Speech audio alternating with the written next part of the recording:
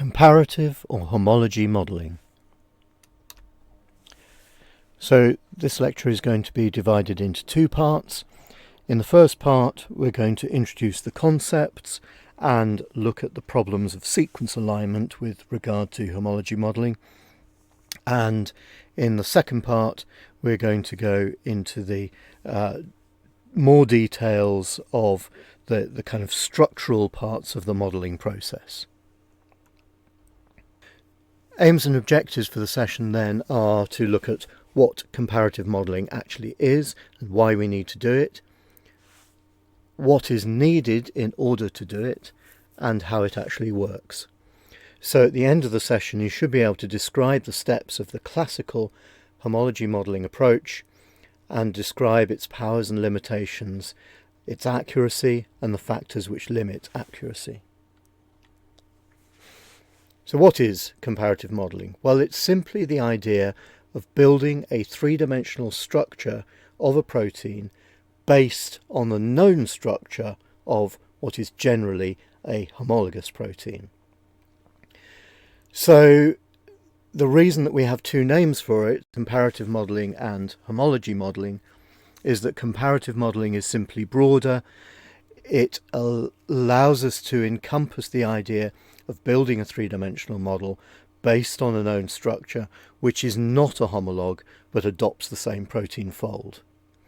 So normally the two terms are used interchangeably. So remember from the last lecture that homology means that two proteins or genes have descended from a common ancestor. It's nothing to do with sequence identity per se, but sequence identity can be used as an indicator of homology. That said, homologues can have a very low sequence identity, for example 10%. Generally we say then that a sequence identity of greater than 35% over 100 amino acids is enough to be absolutely sure that two sequences are indeed homologues. But there are better ways of identifying homologues by taking into account more rigorous statistics such as the E-value, which I talked about in the last lecture, but also profile methods that are able to home in on particular conserved residues. Now, I illustrated this again in the last lecture by looking at hemoglobin and myoglobin. We are completely convinced that they are homologues because they share almost identical structures and they have a conserved function, in this case binding oxygen. But they only have 27.7% sequence identity. However, what you do see from this is this conservation of structure means that if you used myoglobin as a kind of proxy for hemoglobin, then your structure would be pretty much correct. So why do we want to do comparative modelling? Well, again, as you saw in the last lecture, we have huge amounts of sequence data. Sequence data these days are very fast and easy to obtain, and that compares with much more complex processes needed to obtain structural data. So, for example, X-ray crystallography is time-consuming. You need to purify the protein, you need to crystallize it, it needs expensive equipment, complex software, and so on. NMR is another alternative. Here we don't need to crystallize the protein, but we need it pure at relatively high concentration, and again we need large expensive equipment. Now this was another slide that I showed you before, which really just illustrates the rate at which our information about sequences is increasing, whereas the number of protein structures that we have is relatively small.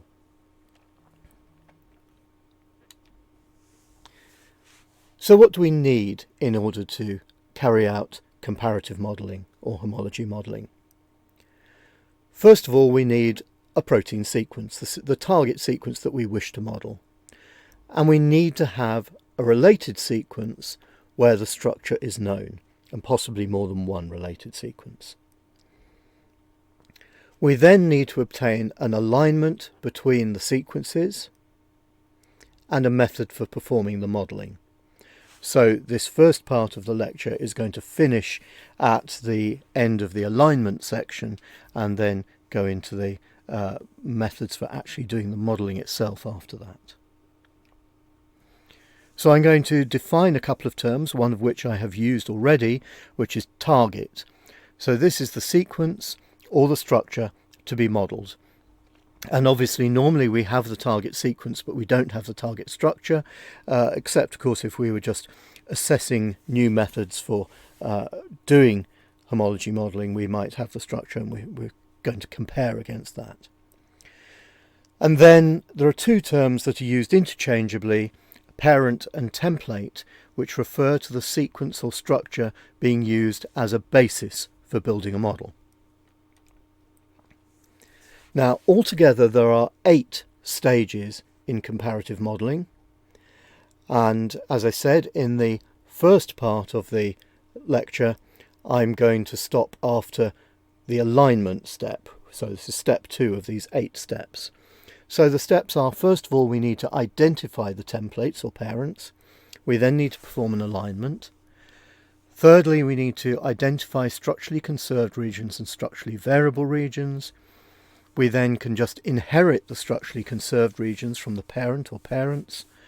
We have to build the structurally variable regions, build in the side chains that have changed, and refine the model, before finally evaluating errors in the model. And potentially, if we see particular areas that don't look as good as they should be, we can go back to step 2, modify the alignment, and go through the process again. So step 1 is identifying the parents. And normally that's done by searching with your target sequence against sequences from the protein data bank. Now remember that the protein data bank is where we store structural information about proteins, but from that, of course, we can extract the sequence data. And then we can use programs like FASTA and BLAST, which are sequence searching programs, in order to identify a parent structure that we can use for the modelling. Now, what you're going to want definitely is to have the closest homologue, so the homologue that has the highest sequence identity to the sequence that you wish to model. So there are other programs like SciBLAST and hidden Markov models, which are techniques for finding distant homologues. Now, at least in the case of SciBLAST, the first step of SciBLAST is a normal blast search. So if you haven't managed to find a homologue using BLAST, then you won't find a more distant homologue using SciBLAST. So generally, for performing homology modelling, you're just interested in the closest homologue. If there are a few homologues which are quite similar, for which structures are available, you might want to use multiple homologues. But what you're not interested in is finding the really distant homologues. The second step then is alignment. And this really is the most critical stage of the process. It's also the most difficult to get right. And you might think that that's a bit strange, because sequence alignment is a relatively standard process. There are tools for doing this. We talked about dynamic programming and using this to perform either global or local sequence alignments. But in this particular case, what we're interested in is what we might refer to as the structural alignment. In other words, if we had the structure of the parent and the structure of the target, and we did an optimal fit in 3 dimensions of how those structures fit against each other, and then just read off the sequence alignment from that, That's what we're aiming for. So just to repeat that, if we had the structure of the target and the structure of the parent, then we could produce some sort of three-dimensional alignment based on structural equivalence. But the problem, of course, is that we don't have the structure of the target. If we did, then we wouldn't be bothering to model it. And therefore, what we have to do instead is to guess the structural alignment from the sequence alignment. And normally these are very similar to one another, but not always. So this is such an important point that I'm going to go through it again. Here I've got two little fragments of structure. So you could fit them to one another, and you can see this would be sort of your optimal fit of the two structures. Now I've separated them back out and put in amino acids at each of the positions, and so you can see that the alignment that you would obtain from this is shown at the bottom: S with S, A with T, S with A, R with S, and N with K. So that is your structurally correct alignment. Now, that's just repeating again the structurally correct alignment. However, if you actually performed a sequence alignment between these two, you would see an alignment like this. In other words, everything is displaced by one position from what our structural alignment showed. Now, this phenomenon is known as a misleading local sequence alignment, and it often occurs at the ends of a protein where perhaps there's a residue deleted and everything just shifts along by one position. For the more general case where the sequence alignment is not so obvious, yet it doesn't quite agree with the structural alignment, we can refer to that as an SSMA, a sequence structure misalignment. Now this is a real example of one of these MLSAs, the misleading local sequence alignment. And it's a little bit hard to see what's going on here, but basically what I've done is to do a structural fit between these two fragments. So you can see the shape is pretty much the same. There is, however, an insertion at this position in this fragment. But then what I've done is to colour the amino acids based on what they are, and then I've added little purple lines to link together the amino acids that are the same. So in this case we start with a cyan amino acid up here in the same position, and we've got one of these pink ones up at the top in the same position. But at this position now, this red one would actually be the same as the red one that's hidden behind here. This one's the same as this one, this one's the same as this one, this one and this one, this yellow one and this yellow one, pink and pink, cyan, and so on. So if you had aligned those two fragments of structure based on sequence instead of on structure, you would have ended up with a completely different alignment. Now, why is getting the alignment so critical? Now, this is a graph that I produced quite some time ago now, where I looked at a set of models that had been built and calculated a mean error in the alignment and plotted the RMS deviation, which is a measure of the quality of the model, against the mean error in the alignment, the mean alignment shift. So a mean alignment shift of 1 means that every residue is out by one position. So it could be before or after where it ought to be. Now, in general, for modelling, we want this value on the left, the core C alpha RMS deviation, to be less than 2. So you can see from this graph that to get a value less than 2, you need to have a mean alignment shift which is around about 0.1 or less. So in other words, we don't want more than 1 in 10 residues to be shifted by more than one position. So why is it difficult to get a good sequence alignment which correctly mimics the structural alignment. Well, what I've done here is to calculate for a large set of proteins the structural alignment and the sequence alignment. And then I've scored what percentage of residues in the sequence alignment are correctly aligned as per the structural alignment. So 100% is perfect agreement between sequence and structural alignment, 0% is no agreement. And I've plotted that then against the percentage sequence identity. So obviously at 100% sequence identity, your alignments are perfect.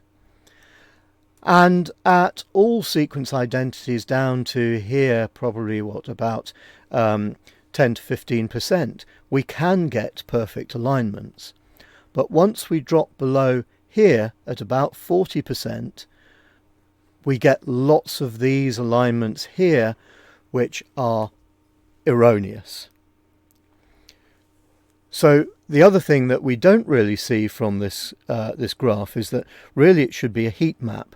We should be seeing up at the top here, with the higher percentage sequence identities, that we have a very dense part of the plot at the top.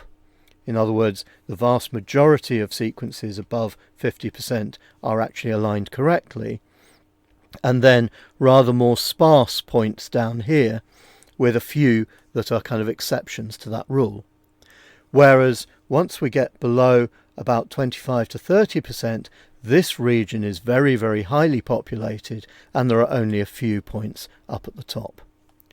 So once we drop below 35–40% sequence identity, it's actually very difficult to get the sequence alignment to mimic the structural alignment. So at high sequence identity, greater than 70%, alignment is generally trivial. At lower sequence identity, especially below 40%, and also as we have more indels, so that's insertions and deletions, in order to optimize the alignment, getting it correct, i.e. structurally correct, is very difficult. So initially we do sequence alignment using something like dynamic programming that we've seen in the last lecture, but then in practice we often need to hand correct the alignment to try to improve it. How could we actually improve an alignment over what we've got from just doing dynamic programming? Well, here's an example. Let's suppose our parent sequence is shown here in green. And we know the structure of that. Now, suppose that if we're looking at that sequence at the bottom, and this is our target sequence that we wish to model, and we perform a sequence alignment between the two, we would end up with an alignment like this.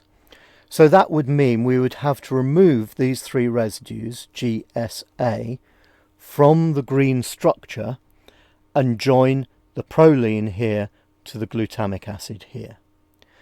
Now let's have a look on the structure at where that GSA appeared. It's here, here, and here. And that would mean that we would have to close up this gap shown by the dotted red line between the proline here and the glutamate here. And that's clearly going to involve having to make quite substantial changes to the structure of this loop in order to join those residues together. If, on the other hand, we made the gap here between the arginine and the threonine, well, the score for the sequence alignment isn't going to be as good because this proline is no longer aligned with this one as it was in the first alignment. However, if we look at this structurally, we see that now we have to close up a gap between this arginine here and this serine here, and the distance between these is much closer to the distance that we would expect between two amino acids. And therefore the amount of change that we have to make to the parent structure is much reduced. And the model, as a result, is likely to be better. So, in other words, you need to look at your target sequence aligned to the sequence of your parent in the context of the structure of the parent. Look at where the insertions and deletions occur, and then modify the alignment to minimize the disruption to the parent structure when building the model.